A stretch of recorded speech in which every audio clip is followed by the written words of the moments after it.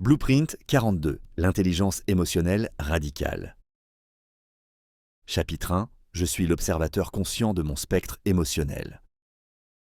Je m'assois, je respire, je porte mon attention à l'intérieur, sur le paysage de mes émotions. J'ai longtemps vécu ce paysage comme un territoire chaotique et imprévisible. Je peux sentir le souvenir de cette expérience, être emporté par une vague de colère, se noyer dans un brouillard de tristesse, être projeté par une explosion de joie. J'étais un habitant passif de ce territoire, une victime de sa météo. Je n'étais pas le climatologue, j'étais le villageois qui subit l'orage. Cette époque de passivité est terminée. Aujourd'hui, je change de position. Je ne suis plus dans la vallée, sous la pluie. Je suis sur le sommet de la plus haute montagne. Je suis l'observateur. De ce point de vue, je vois le paysage tout entier. Je vois les émotions non pas comme des forces qui me submergent, mais comme des phénomènes météorologiques qui se déplacent à travers le ciel de ma conscience. Devant moi, il n'y a pas un interrupteur binaire, heureux, triste. Il y a un immense spectre de couleurs, un arc-en-ciel d'une richesse et d'une complexité infinie. Je vois le rouge vif de la colère, le bleu profond de la tristesse,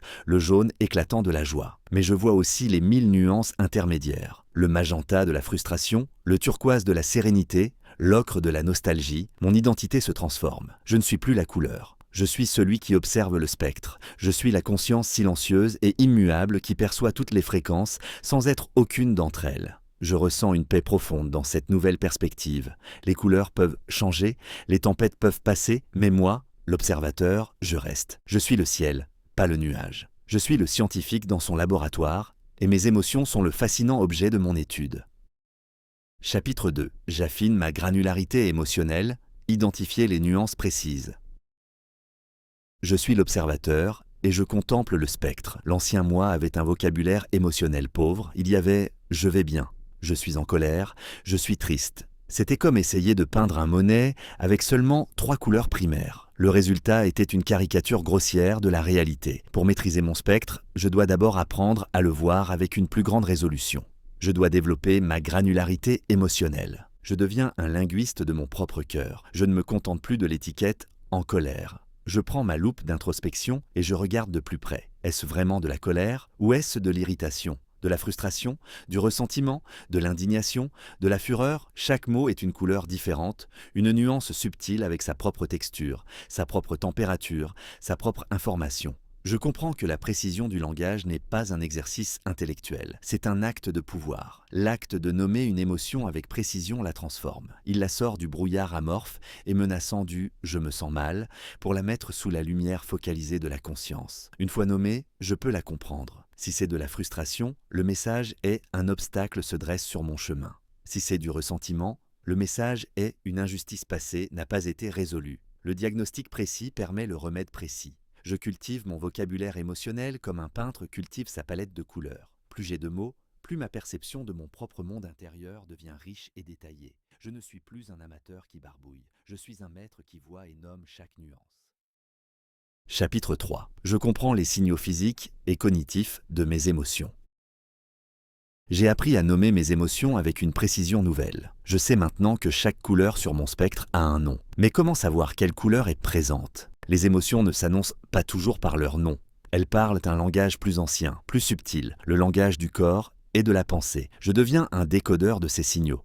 Je ne suis plus seulement l'observateur sur la montagne, je suis aussi le sismologue. Les mains posées sur la terre de mon propre corps, sentant les tremblements les plus infimes qui précèdent le séisme. Je porte mon attention sur les signaux physiques. Je remarque la mâchoire qui se serre, le premier signe de la colère qui monte. Je sens le nœud dans l'estomac, le messager de l'anxiété. Je perçois le relâchement des épaules, l'annonce de la paix. Mon corps est mon tableau de bord, un système d'alerte précoce d'une sensibilité exquise. Je l'écoute avec un respect profond. Simultanément, je deviens l'analyste de mes propres schémas de pensée. Je reconnais les signatures cognitives de chaque émotion.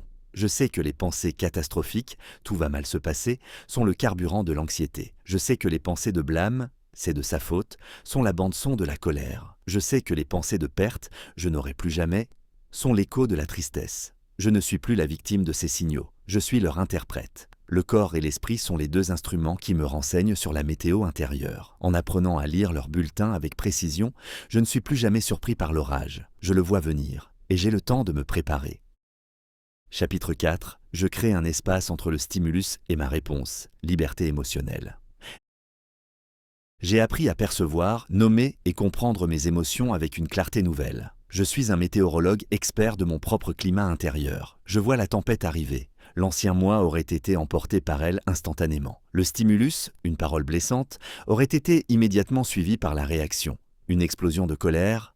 Il n'y avait aucun espace. J'étais une machine. Je vais maintenant construire cet espace. C'est le fondement de la liberté. Je deviens l'architecte de ma propre conscience. Je sais que l'espace entre le stimulus et la réponse existe toujours, même s'il ne dure qu'une microseconde. Mon travail est d'élargir cet espace, de le transformer d'une fissure dans le mur en une vaste salle de délibération. L'outil que j'utilise pour construire cet espace est ma présence radicale, mon encre et ma respiration. Le stimulus arrive, la vague émotionnelle initiale monte, je la ressens, je la nomme. Ah, de la colère. Et au lieu de réagir immédiatement, je fais une chose, une seule chose. Je respire. Une seule respiration consciente et profonde. Je ressens l'air entrer, l'air sortir. Cet acte simple qui ne dure que 3 secondes est une révolution. C'est un disjoncteur. Il coupe le circuit de l'automatisme. Il m'arrache à la tyrannie de l'amygdale, le centre de la réaction, et il réengage mon cortex préfrontal, le siège de la raison et du choix. Dans cet espace de 3 secondes que j'ai créé, je ne suis plus un esclave. Je suis un souverain. Je peux regarder la situation avec clarté. Je peux consulter ma constitution, mes valeurs. Et je peux choisir ma réponse. Pas la réponse dictée par la colère, mais la réponse la plus sage, la plus stratégique, la plus alignée avec la personne que je choisis d'être. Je ne suis plus une réaction. Je suis une réponse. Chapitre 5. Je régule mes états émotionnels avec flexibilité et sagesse. J'ai créé l'espace. Je suis dans la salle de délibération de ma conscience. La vague émotionnelle présente mes contenus. J'ai le choix. Que vais-je faire de cette énergie ? L'ancien moi n'avait que 2 options, l'exprimer brutalement ou la réprimer. Je suis maintenant un musicien avec un instrument bien plus sophistiqué. Je peux moduler la fréquence. Je deviens le DJ de mon propre état intérieur. J'ai une palette d'outils de régulation à ma disposition. Et je choisis le bon outil pour la bonne situation. Parfois, la bonne stratégie est de simplement laisser l'émotion passer. C'est l'art de la non-action. Je la ressens, je la respire et je la regarde se dissiper d'elle-même comme un nuage qui traverse le ciel. C'est la sagesse du lâcher-prise. Parfois, la situation exige un changement d'état plus actif. Je peux utiliser mon corps, je me lève, je marche, je change de pièce. Le changement de physiologie entraîne un changement d'émotion. C'est la sagesse de l'incarnation. Je peux utiliser mon focus. Je retire délibérément mon attention de ce qui cause la douleur et je la place sur quelque chose de neutre ou de positif. Je me concentre sur ma gratitude, sur ma mission. C'est la sagesse de la redirection. Je peux utiliser le recadrage. Je change l'histoire que je me raconte sur l'événement. L'insulte n'est plus une attaque, c'est une information sur l'état de l'autre personne. L'échec n'est plus une catastrophe, c'est un apprentissage. C'est la sagesse de la perspective. Je ne suis pas à la merci de mes émotions. Je suis leur partenaire de danse. Et c'est moi qui mène. Chapitre 6. Je me détache des narratives émotionnelles limitantes. J'ai appris à réguler mes émotions dans l'instant. Je vais maintenant m'attaquer à un niveau plus profond. Les schémas émotionnels récurrents, ces histoires que je me raconte sur moi-même et qui génèrent les mêmes émotions douloureuses, encore et encore. Je vais démanteler mes narratives limitantes. Je suis l'archéologue de ma propre histoire. Je ne suis plus simplement l'observateur du temps présent. Je suis celui qui examine les strates du passé pour comprendre comment certaines narratives se sont formées. Je vois l'histoire de « je ne suis pas assez bon ». Je vois les événements de mon enfance qui l'ont créé. Je vois comment cette histoire a généré des décennies de peur et d'anxiété. L'ancien moi croyait que cette histoire était la vérité. Le nouveau moi la voit pour ce qu'elle est. Une histoire, une interprétation, une construction. Et toute construction peut être déconstruite. Je ne me bats pas contre l'histoire. Je me détache d'elle, je la vois comme un vieux film que j'ai regardé 1000 fois. Je connais chaque scène, chaque dialogue, et je choisis d'arrêter de le regarder. Je me lève et je sors du cinéma. Je ressens l'air frais de la réalité présente. La réalité et que cette histoire n'est qu'une possibilité parmi d'autres. Je suis libre d'en écrire une nouvelle. Une histoire où je suis résilient. Une histoire où je suis digne. Une histoire où je suis en apprentissage. Je ne suis plus le personnage d'une tragédie écrite par mon passé. Je suis l'auteur d'une épopée en cours d'écriture.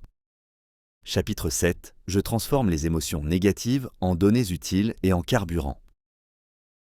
J'ai appris à réguler mes émotions, à ne plus être leur esclave. Je vais maintenant passer au niveau supérieur de la maîtrise. Je ne vais plus seulement gérer les émotions négatives, je vais les utiliser. Je vais les transmuter. Je deviens un alchimiste. Je ne vois plus les émotions comme positives ou négatives. C'est un jugement, Une simplification, je les vois comme de l'énergie et de l'information. Chaque émotion, même la plus inconfortable, est un messager qui vient me livrer une information cruciale sur mon état et sur le monde. La peur n'est pas un ennemi, c'est mon système de renseignement qui me dit « Attention, il y a un risque potentiel, prépare-toi ». La colère n'est pas un poison, c'est mon gardien des frontières qui crie « Une de tes valeurs ou une de tes limites a été franchie, agis ». La tristesse n'est pas une faiblesse, c'est mon système d'évaluation qui me dit « Tu as perdu quelque chose d'important, prends le temps de guérir et de réévaluer ce qui compte pour toi. Je ne tue plus le messager, je l'accueille, je l'écoute. Merci pour l'information. » Et ensuite, je prends l'énergie de l'émotion et je la transforme en carburant. Je transforme l'énergie de l'anxiété en une préparation méticuleuse. Je transforme l'énergie de la colère en une action déterminée pour restaurer la justice. Je transforme l'énergie de la frustration en une créativité acharnée pour trouver une nouvelle solution. Je ne suis plus une victime de mes émotions. Je suis un stratège qui utilise chaque once d'énergie disponible pour avancer vers sa mission. Chapitre 8. Je cultive la motivation intrinsèque et la résilience émotionnelle. J'ai appris à utiliser les émotions réactives. Je vais maintenant cultiver les états émotionnels proactifs qui me soutiennent sur le long terme. Je ne vais pas attendre que le monde me motive ou me rende résilient. Je vais construire ces qualités de l'intérieur. Je suis le jardinier de ma propre motivation. Je sais que la motivation extrinsèque, la carotte et le bâton, est un carburant de mauvaise qualité. Elle est éphémère et crée de la dépendance. Je cultive la motivation intrinsèque. Je me connecte chaque jour à mes 3 nutriments fondamentaux, l'autonomie, le sentiment de contrôler mes propres choix, la maîtrise, le plaisir de progresser dans une compétence qui compte, et le but, le sentiment de faire partie de quelque chose de plus grand que moi. Je conçois ma vie et mon travail pour maximiser ces 3 éléments. Ma motivation ne vient plus de l'extérieur. Elle jaillit de l'intérieur comme une source inépuisable. Simultanément, je construis ma résilience émotionnelle. Je ne cherche pas à éviter les revers, je m'attends à eux. Je les vois comme des exercices de musculation pour mon âme. Je cultive l'optimisme réaliste. Je célèbre les petites victoires pour renforcer mes circuits de récompense. Je pratique l'autocompassion après chaque échec. Je ressens ma résilience grandir. Ce n'est plus une capacité à encaisser les coups. C'est une capacité à rebondir de plus en plus vite, de plus en plus haut, après chaque chute. Je ne suis pas un bateau qui espère une mer calme. Je suis un navire brise-glace, conçu pour avancer dans les conditions les plus difficiles. Chapitre 9. J'aligne mes émotions avec mes objectifs stratégiques. J'ai appris à générer mes propres états. Je suis le maître de mon climat intérieur. Je vais maintenant utiliser cette compétence de la manière la plus stratégique qui soit. Je ne vais plus laisser mes émotions être un phénomène aléatoire. Je vais les aligner délibérément avec mes objectifs. Je deviens le metteur en scène de ma propre vie. Avant une tâche importante, je ne me contente pas de la commencer. Je me prépare émotionnellement. J'ai une négociation difficile? Je ne vais pas y entrer avec de l'anxiété. Je prends 5 minutes. Je respire. Je me connecte à une sensation de calme, de puissance, de curiosité. J'amorce l'état émotionnel le plus propice à la réussite de cette tâche. J'ai une séance de travail créatif.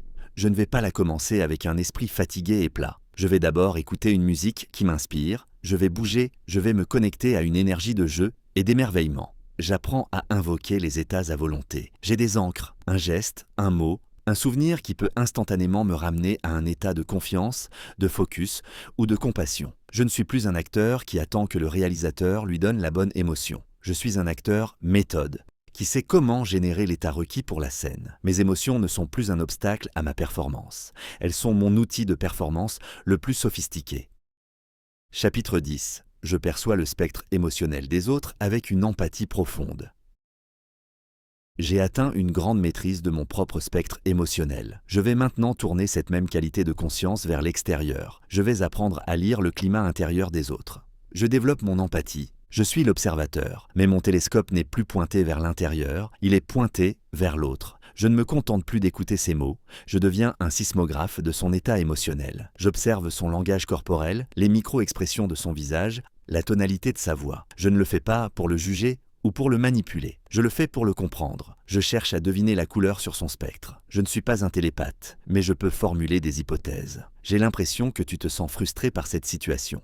Est-ce que je me trompe ? Cette simple question est un cadeau. C'est la preuve que je cherche à voir son monde de son point de vue. Je ne me contente pas de l'empathie cognitive, je comprends ta pensée, je pratique l'empathie émotionnelle, je ressens ton sentiment. Je laisse mon propre système nerveux se mettre en résonance avec le sien. Un instant, je ressens l'écho de sa joie ou de sa peine en moi. Cette connexion n'est pas une fusion. Je reste l'observateur, ancré dans mon propre centre, mais je lui permets de se sentir moins seul. Mon empathie est mon pont, c'est la base de toute connexion humaine authentique. Chapitre 11. Je communique avec une intelligence émotionnelle élevée.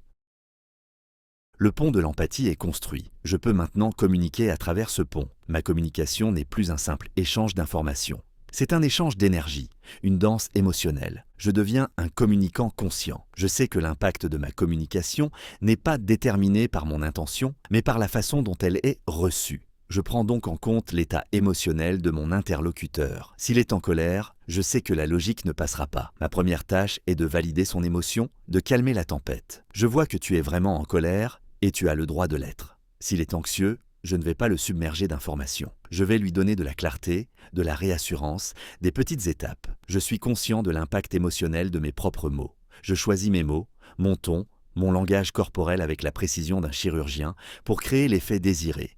Inspirer, calmer, motiver, connecter. Je suis un maître de l'écoute active. Je ne me contente pas d'entendre, je reflète. Je valide. Je pose des questions qui approfondissent la compréhension. Ma communication n'est plus un monologue, c'est une co-création. C'est l'art de construire un tiers sanctuaire de compréhension mutuelle, même dans les conversations les plus difficiles. Chapitre 12. Mon intelligence émotionnelle est mon multiplicateur de force stratégique. Je suis l'observateur, je suis le maître de mon spectre. J'ai intégré la conscience de soi, l'autorégulation, la motivation, l'empathie et les compétences sociales. Je suis devenu un être doté d'une intelligence émotionnelle radicale. Et je comprends maintenant la véritable nature de cette compétence. L'intelligence émotionnelle n'est pas une compétence douce, un simple plus agréable. C'est un multiplicateur de force. C'est le levier qui amplifie l'efficacité de toutes mes autres compétences. Mon intelligence technique peut être de 10, mon intelligence stratégique peut être de 10. Mais si mon EQ est de 0,1, l'impact total est minuscule. Si mon EQ est de 10, l'impact est exponentiel. Je le ressens dans ma vie. Ma capacité à gérer mon propre stress me permet d'utiliser mon intellect au maximum de son potentiel, même sous pression. Ma capacité à me motiver me permet de traverser les difficultés là où d'autres abandonnent. Ma capacité à comprendre et à influencer les autres me permet de construire des alliances, de diriger des équipes, de négocier des accords que la logique seule ne pourrait jamais obtenir. L'intelligence émotionnelle n'est pas séparée de ma vie rationnelle ou professionnelle. Elle en est le système d'exploitation. C'est le fondement sur lequel tout le reste est construit. C'est la compétence méta. C'est la source ultime de ma résilience, de mon leadership et de mon impact sur le monde.